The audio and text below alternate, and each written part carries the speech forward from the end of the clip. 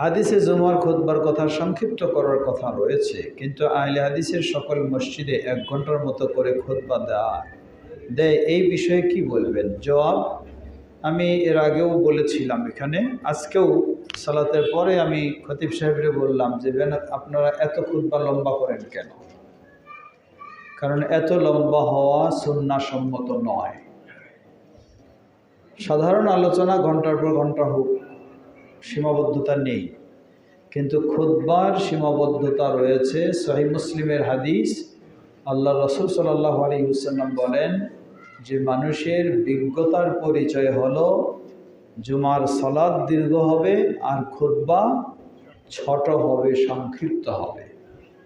এখন সালাত দীর্ঘ আর খুতবা যদি সংক্ষিপ্ত বলা হয়, সালাতে সর্বোচ্চ 10 মিনিট সময় যায়, তার চেয়ে যদি খুতবা ছোট করতে বলা হয়, মানে কি খুতবা 9 মিনিট করবেন বা 8 মিনিট করবেন। এখন 8-9 মিনিটে তো খুতবা আমাদের পোষাবে না, নাকি?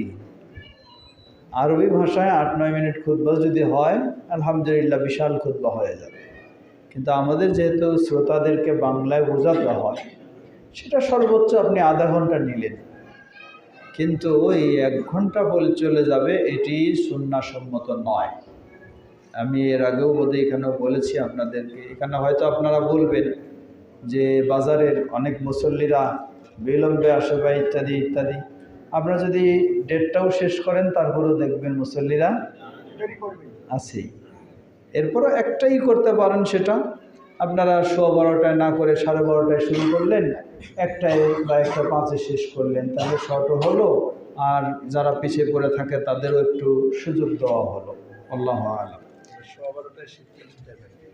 শীতকালীন টাইম, ঠিক আছে, শীতকালীন টাইম আগায় নিলে তো এদিকেও আগায় নিতে হবে।